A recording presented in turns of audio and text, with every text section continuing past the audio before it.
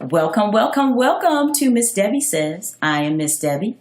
I created this show to share my knowledge and experience about relationships because what I know for sure, there is nothing more important than relationships. Today's show, I will have a conversation with two moms about their relationship with their teenager.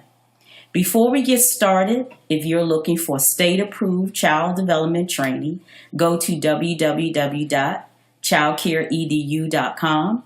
That is www.childcareedu.com. Hi, Miss Shan and Miss Tasha. Hello. Hi, how are you? Before we get started, just for clarity's sake, you guys, teenagers are 13 years old to 19 years old. Keep in mind that 18 is the legal adult age, at least in this country. And to have a successful relationship,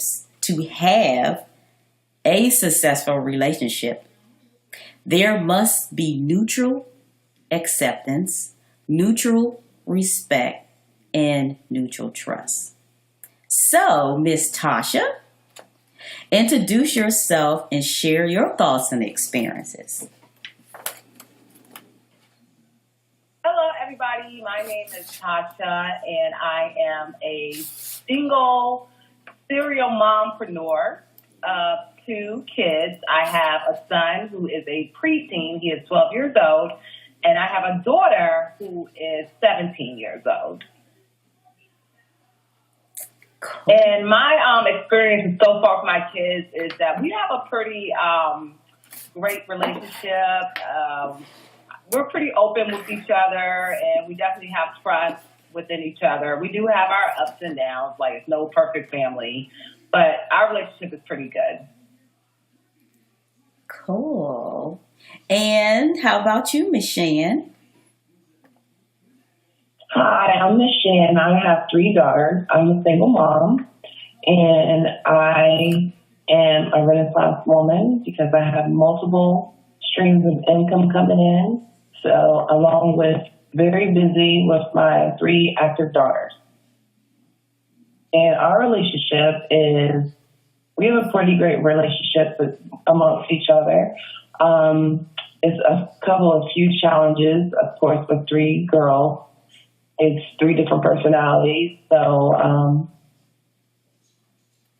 our relationship with each other is pretty much, we're pretty open, but they have a very strong bond with each other. They have say it again? Strong bond with each other. Oh, that's so sweet. So, ladies, for conversation's sake, what would you guys say the biggest challenges that you have, in your opinion, or maybe you have it, with teenagers? What would you guys say? This is Tasha speaking. I'll be honest, so far, I have not really had any challenges with my daughter, the one who is an actual teenager. I haven't had any challenges with her. She's pretty, cool and, very conservative, and she just goes with the flow. But my son, who is the total opposite, has been a bit of a challenge, and he is not even a teenager. But I'm starting to experience, I guess, what they call the teenage drama. Yes. With him. So he is considered a preteen. Yes, listeners, there is now a group called preteens. I would say, in my professional opinion, another Miss Debbie say, okay, I would say that group is either 9 or 10 to 12 years old, preteens. Preteens are so much different from the younger ages, and we need to prepare ourselves for preteen because I think we're accustomed to going from, we kind of skip that stage, like they're young children and then all of a sudden they're teenagers. You guys agree? Yes. Yeah. So Yeah. yeah. So I think we really have to acknowledge preteens because they do not like to be called a child. Have y'all noticed that? Yeah. Oh my Yes. God. Big time. They have a fit when you put them in that category. And because we want to have neutral respect, I think that we should acknowledge that they are preteens. And a lot of professionals use that group now, preteens. So, and they're just getting started with, for me, I no, I'm not going to say that. I was going to say that, but I changed my mind. So anyway, what kind of challenges, Miss Tasha? Give us some Okay, so examples. one thing we have going on with him is he is super independent. As a matter of fact, I'm gonna be honest, he's always been like that, very, very independent since like day one. People think I'm joking when I say that, but literally since he was born, he's always been very independent. But now at this point, he feels like he can just take care of everything. And then later, when something gets really, really out of control, that's when I'll find out about the issue. And I'm just like, well, why didn't you tell me that this was going on? Well, I thought I can handle it. Da, da, da, da. So it's like he just wants to be Mr. Problem Solver, and especially in a place where he shouldn't be trying to solve problems, where he would need me to come in and help take action with whatever's going on. So that's an issue I have with him, just trying to be in charge of pretty much everything that's going on in his little life. Yes. So, Miss Shan, do you think do you ever have that kind of issue? Because I know you got three different Well, teenagers. well, I didn't tell my daughter's ages earlier, but I have a 17-year-old, soon to be 18-year-old. I have a 16-year-old, and I also have a 12-year-old, and she'll be turning 13 soon. So, my oldest daughter is very independent and she's self-motivated. And my middle daughter, she's independent too, but I kind of have to kind of push her and motivate her. And then my youngest daughter, she's very independent and she's pretty much self-motivated too. And the challenges that we have is, we don't really have a lot of challenges. It's just little bitty teenage issues, such as, my middle daughter does not like to wake up early to go to school. So everybody in the household has to kind of push her and be like, you got to get to school on time. So she's kind of nonchalant about it, like, I'm going to get to school on time. But she still is late most of the majority of the time. So, she's been out the past couple of weeks since I've been telling her, like, when you become a senior, this is going to be a downfall if something happens with your credit or, with the attendance not being up to par. So she has been getting to school earlier because she likes to go to bed late. So she's been, been a little bit more independent on her own to get herself out the door. So that's a big challenge I have with my middle daughter.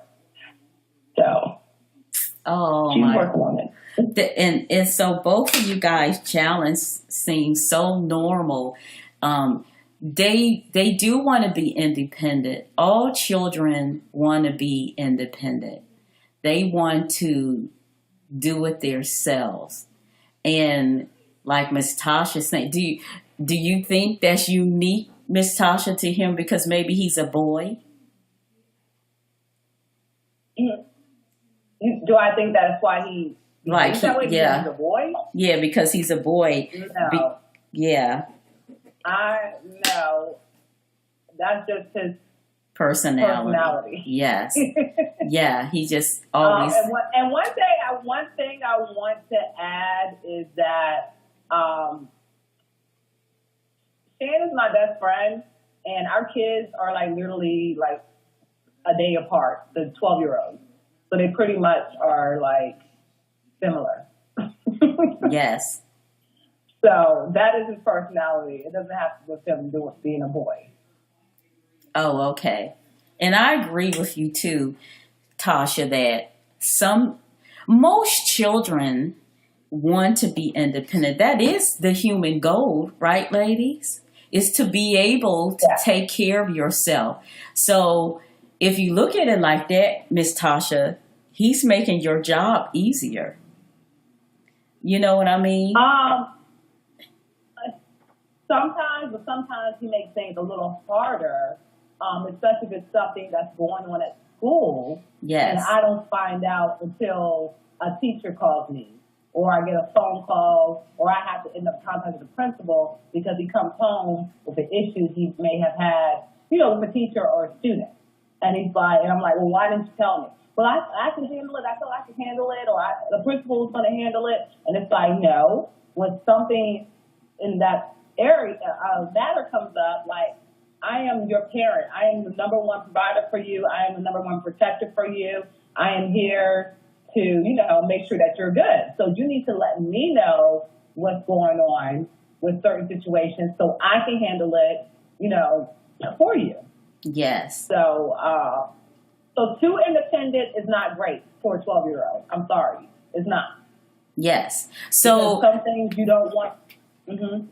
no. So I was going to say. So how would you fix that? What is the solution? Well, we had a recent incident. I don't mind sharing it if you don't mind me talking about it. Not at all. Okay, so he had a bully at school, and apparently this was going on for quite some time, and apparently a teacher knew about it, and no one ever contacted me, and I felt like that was, a bit disrespectful as far as on the teacher side, because you need to contact me if my son is having a problem with another student at school. And when it got really, really out of control to the point where he was very uncomfortable, he had to come home and tell me what was going on with the bully, which this bully happened to be a female, by the way, which was going on with this bully. And, he's not going to hit a female because it's a female. With a boy, it's probably been a little bit different situation because the female, he's not going to put his hands on her, even if she does, put her hands on him. He's not going to do it because he has respect for women. So he's just not going to do it. And he knows he's not supposed to put his hands on a female. So it finally got really out of control where she was really like, catching his hair and just making smart remarks to him and giving him the evil eye. Just pretty much, it was more like she was annoying him. When she came to the conclusion that she probably had a little crush on him, but she was being very, very, very mean to him. To the point where he became really uncomfortable. And they had a couple of classes together. So this is hard when you have to go to school throughout the day to deal with this person. So finally, I got out of control. I got involved. And as soon as I got involved, it was shut down immediately. He has not had any issues with her. Everything's been taken care of. No problem. So I think that was a solution for him to start letting you know when there's an issue, I better tell mommy first. So this thing won't, be prolonged and keep on going on and on. So I think that was the solution as far as when something like that or, serious matter comes up for me to just, he's going to tell me so it won't be, happening over and over again. It won't be a big problem. So maybe that was a solution. Yeah. In addition to that, though, I like to add, do you think with his age or based on his maturity age, how mature he is, do you trust him to come to you? And come to you. What you said is he has to know when something is.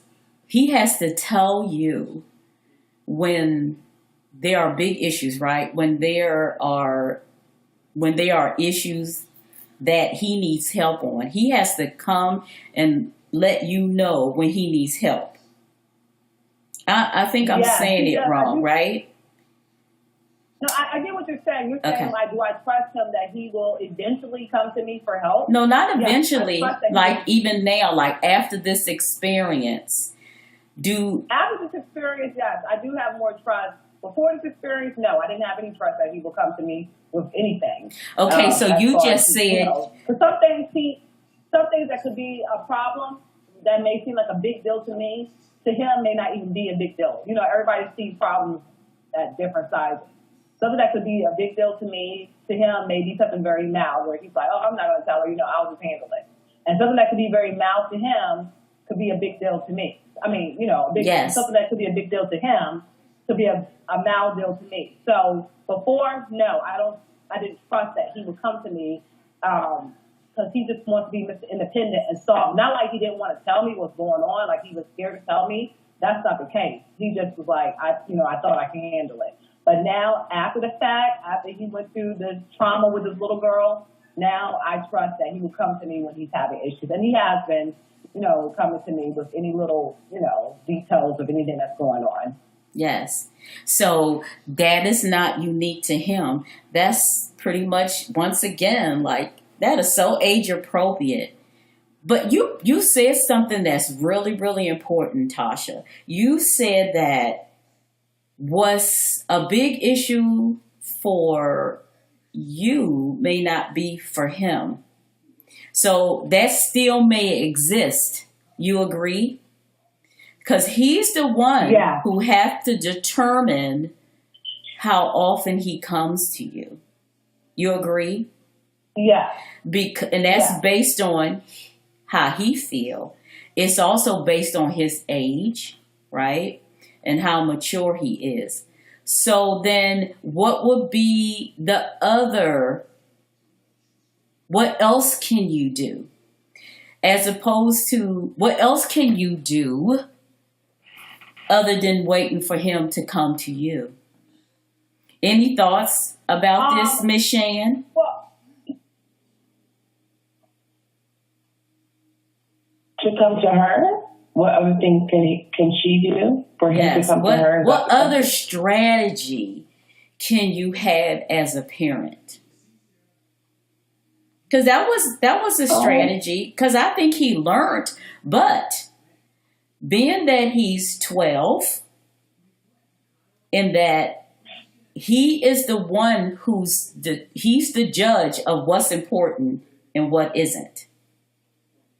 Well, maybe she can include him into every day. I don't know if they do this or not, but just a suggestion from me.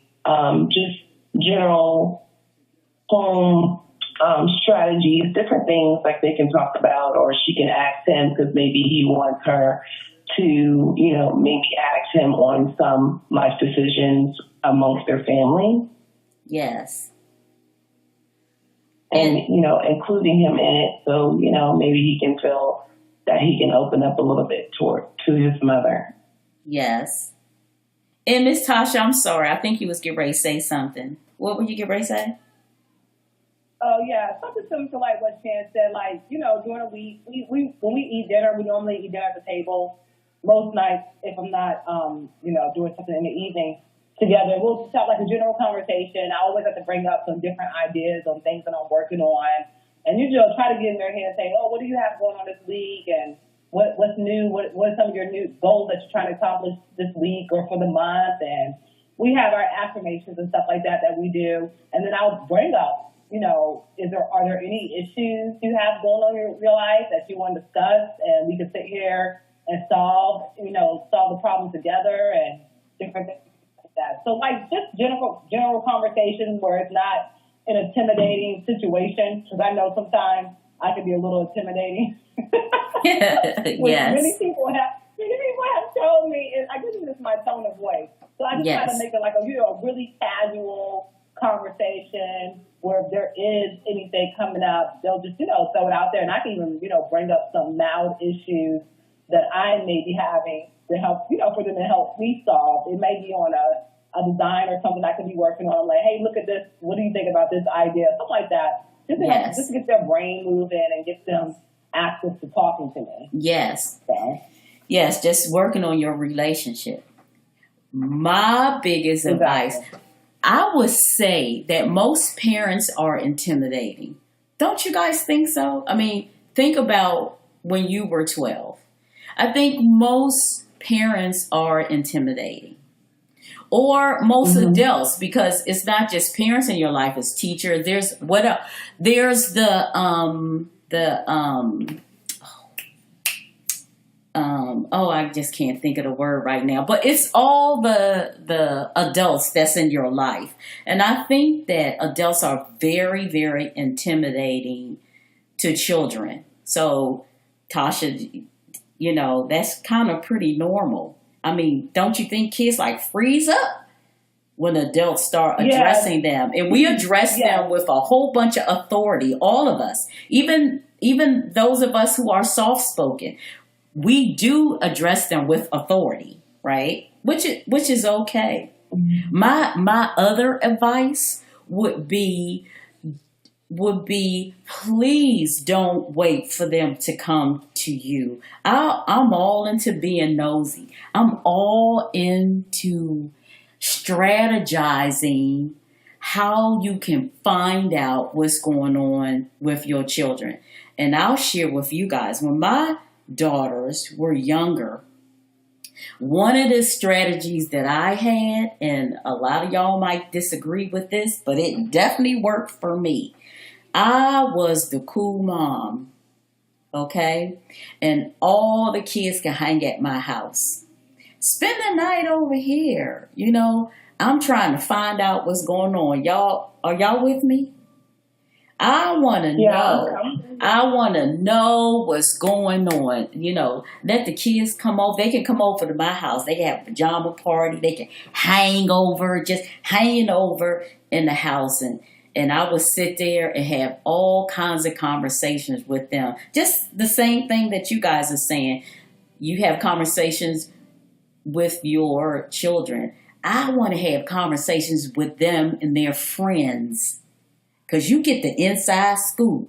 Because sometimes their friends tell you what's on your children's mind that they don't tell you.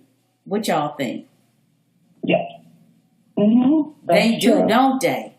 That's very true. Yes. And I'm trying to know. I'm That's, trying to know. I am so trying to know because I want to know. I wanted to know. And I did know. There are some things that I didn't know.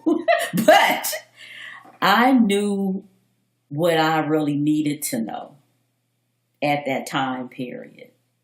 So I think Mm-hmm. it's good to snoop around, you know. I mean, I don't think it's good for them to know it. You know what I'm saying? But I think it's good to do Mm-hmm. it.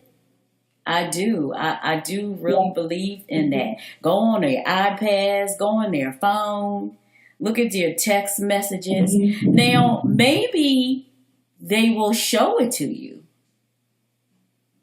I don't know. Mm-hmm. It depends on the relationship that you have with them. They might show it to you. But I used to snoop around, and I don't think I've ever told them that that's what I was doing. But I used to Well, check out now they'll know. what you say. I said now they'll know. I know, and they wouldn't be surprised. They wouldn't be surprised. And even when I found things, I did find stuff. I really didn't say anything to them directly, but I knew. Y'all get what I'm saying? I knew. And Yeah. when issues did come up, I already had a plan of how I was going to deal with it. Because I Yeah. already knew what basically was going on. And so I wasn't surprised. I feel like I really knew my daughters, because they are so different. Oh, just like you were saying, both of you guys were saying how different your children are, and they supposed to be different because all humans are different. So, Mm-hmm. um, that would be what I would add on to. And I would really stress in my professional, right, advice, my professional advice, right, would be don't wait for them to come to you. You gotta always know what's going on because it is very uncomfortable as a child to go to adults. And it's like that because we got this big respect thing going on, and most of the time the respect thing is not neutral. You respect me because I'm an adult, and children don't really feel respected in these days of time. And even if they do, we kind of cut them off and say, listen, I'm the adult here and you shut your mouth, or we're just so That's me. yeah, that's how most of us was raised. So that's why I did mention this neutral thing, which I think is very, very important. Mm-hmm. If we want to have these really good, balanced relationships with our teens. Another thing that I wanted to mention is children under 18, all of them, from birth all the way to till they are adults, while we are taking care of them, they are practicing. They are practicing being an adult. You guys agree? I mean, think about it. When you watch young children play, they play adulthood, right? They're practicing. So they watch it. Yes, they do. Yeah. And all the way through teens, they are practicing and they are watching us. Do you guys realize that what you do is what they are learning, not what you say? Words don't teach, experiences teach. Yeah. And you guys might disagree, and you might, but really they don't. No, I totally agree with you. You do. Actions speak way louder than words. And one of the things that parents one things that parents tend to do is think that they can hide what they are doing from their children and their teenagers, and they know. And so when we start to see behavior, we can pretty much see where it's coming from. Sometimes, and it's all the adults. It's not just the mother, the mom, the dad, the grandma, the auntie. They're seeing behaviors. The teachers, right? From a whole bunch of, the village. That's the word I couldn't think of, right? It takes a village to raise a child, right? Mm-hmm. So the village it's all of them adults in that village. They're watching like a hawk. If we could only grasp that, and they're watching our behavior. And so when we say stuff and our behavior is totally the opposite, they're going to go with our behavior because they already going to know what you saying isn't true, or what we saying, not you, but we. What we're saying is not the truth because they're going by our actions. So I really I think that's important to say, especially teenagers. Now, teenagers are ready to call us up on our stuff, aren't they? Yes. Don't you get that look? Don't you get the looks? They may not say anything unless they feel free to say it. Like I think my daughter said it because I did give them the freedom to say it, where most adults. Go ahead. Mm-hmm. My daughters are pretty free and they'll say it. They'll say it. Yeah. They'll call us up on our stuff. Mm-hmm. Same also for you, Tasha? Yeah. They feel free to say it. And sometimes they're right. And we got to own it. and maybe have a conversation about it. Because maybe the behavior is not a good behavior. You know what I mean? Like maybe the behavior is not, is not the behavior that you really want them to have. Like, yeah, I have this bad habit, daughter, like that. This is a bad habit that your mother have.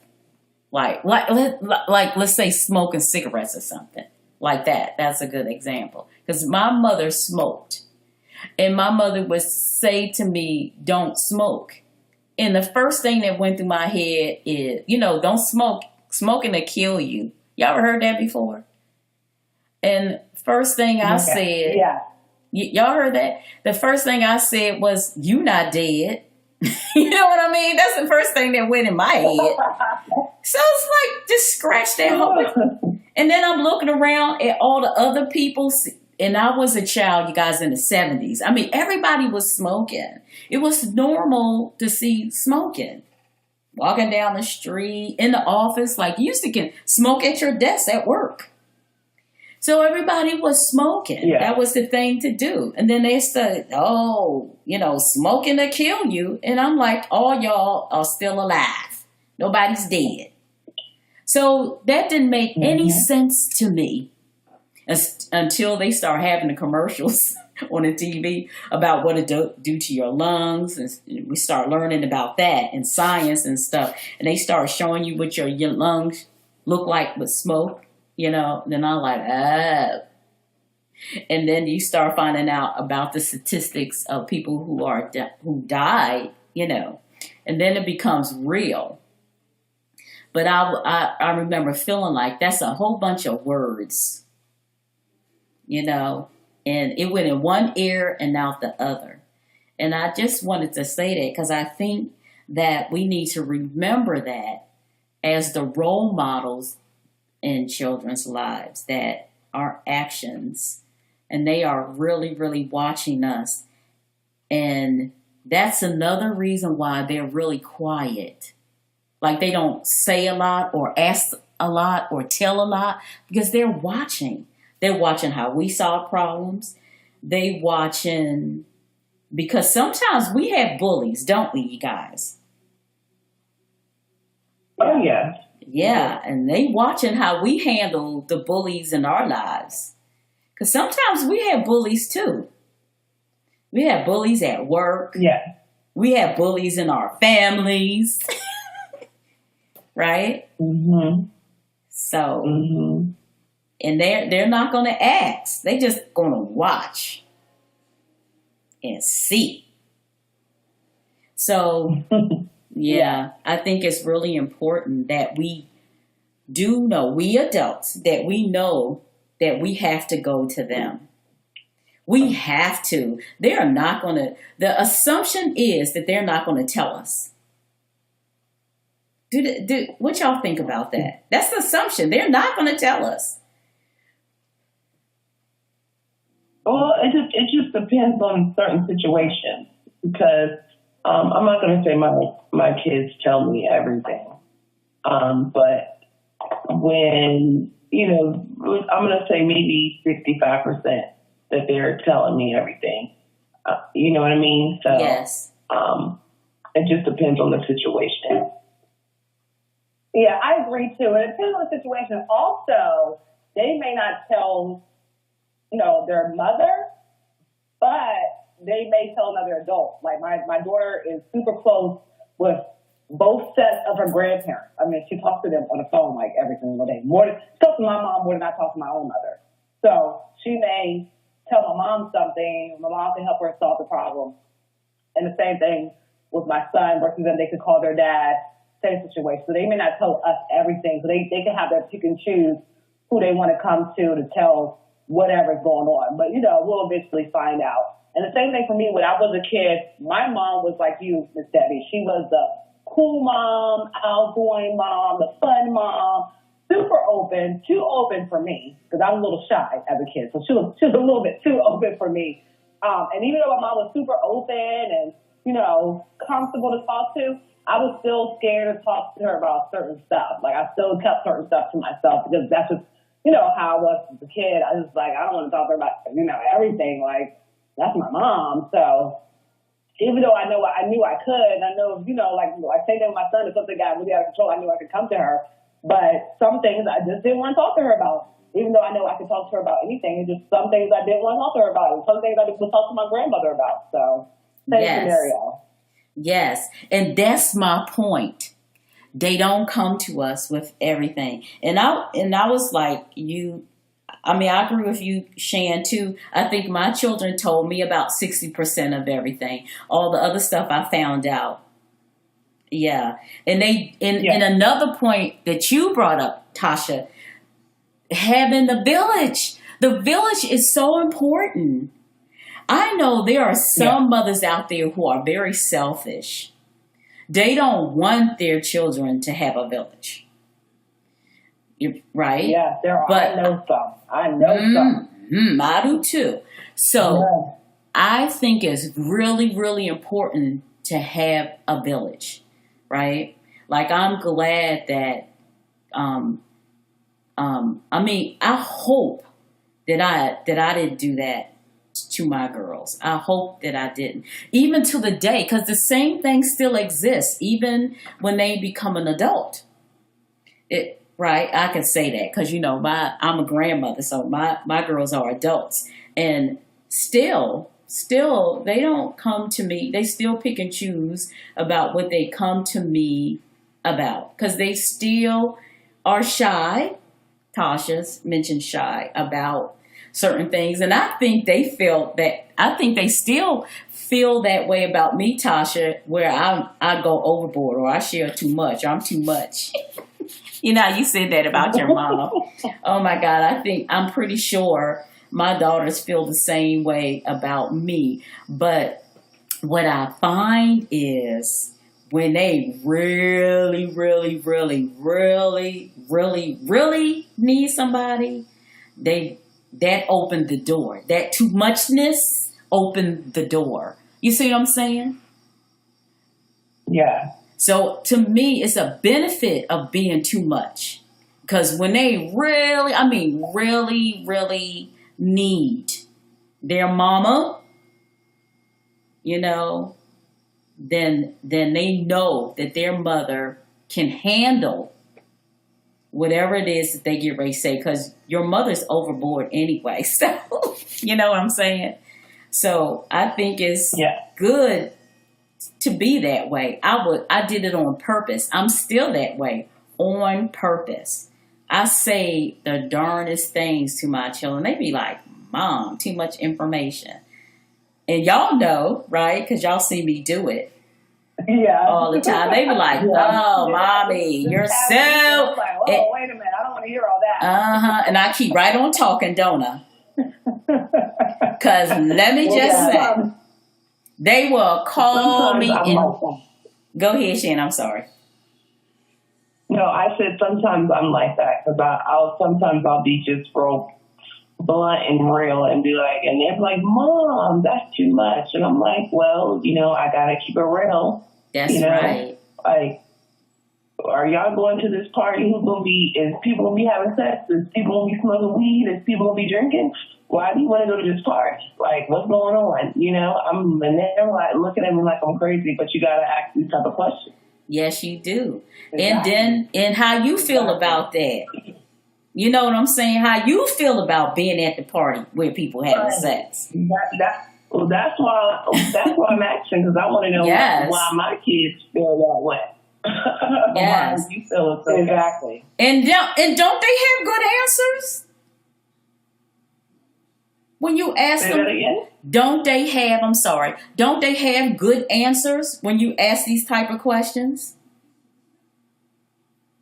Oh, majority of the time, yeah. Yeah, and that's why you let them go, because they had. So if you going to this party and they having sex, how you feel about that? Then they give you the whole school. Well, let me tell you, I ain't even gonna be up there. I'm gonna be downstairs because we're gonna be doing such and such and such. And I'm like, well, good answer. Now I see why you want to go, because although that might be happening or they might be smoking. Oh yeah, they're gonna be smoking, but they can't smoke in the house, and I'm gonna be in the house. They smoke in the parking lot. and I'm not going to be in the parking lot. Because I remember when I had this issue myself as a child, because I had these issues too when I was a child.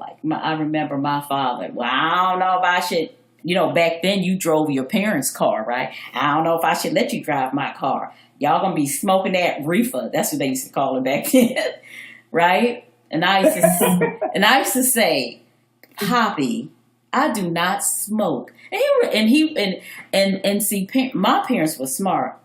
Well, how you gonna have some fun if you ain't gonna smoke, right? And then I tell them how I'm gonna have fun, and y'all know me, right? I've never been a smoker, not even then, and really I haven't. And I explained to my parents why, because I don't like it. So my mother, she said, "How you know you don't like it? You must have tried it." They smart. And I said, well, I did. And I told them I did try it. And it was horrible. And I told them about my experience. And I told them that's why I'm not going to be smoking. And that's why. And I still don't. Huh? Well, at least you were open to tell them that. Some kids aren't. I know. But my parents were, there's 4 types of parenting styles. There are authoritarians, and that's real strict, right? Authoritarians. Then there's permissive. That's the parent that's real easy, that let the child do anything. Then there's authoritative. That's the parent that's in the middle. They are a little bit authoritarian and a little bit of permissive, and they know when to be, they're in the middle. They know when to be really strict and when to be really easy. And they have a balance. And they set down rules, but they consider the child. The rules are based on the children, and the children have some say so about the rules too. So that's authoritative. And then there's the detached parent. The parent who doesn't have any emotional connection at all. They just kind of there. They provide everything, but there's no emotional attachment. So that's the 4 types. And my parents were very authoritative in the middle. So it was really easy. And back then, when I was a child, most parents were authoritarians. They were really strict. All of my parents' friends was really strict. And I had one of my friends' parent was permissive. But all the rest of the parents that I knew were very, very strict. But my parents weren't at all. And my friends used to say to me, gosh, Debbie, you're so lucky, even now. So they set it up like that. So it was easy for me to have the conversation because they would listen and they would allow us to ask questions and say what we feel. And they was open for the discussion. So it was really easy. And then it was easy for me when it was my turn, because that was the way I was raised. Yeah. So, anyway, ladies, so I guess in closing, would you guys like to tell the listener any advice that you would give to the parents that have teens out there that you like to add on? Any advice you like to give to the listeners? Yes, I just want to add on the things that I've kept my daughters out of trouble is, and for them to be open and them to be independent, is I kept them very busy since they were very young. I'm going to say maybe 4 or 5, in activities all the time. And I make it a requirement that every semester you're at least in 2 activities per semester. So you can be so busy you can't even think about to do anything, peer pressure type of things. So that's, just my advice. Just keep your child very, very busy and just be open with them, and please have an open mind.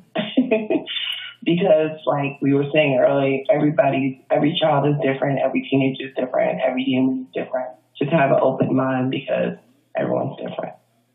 Yes, and I will vouch for you, Miss Shan. You have definitely done that. You've done a wonderful, wonderful job at doing that. Because your girls are so, um, they're they're happy.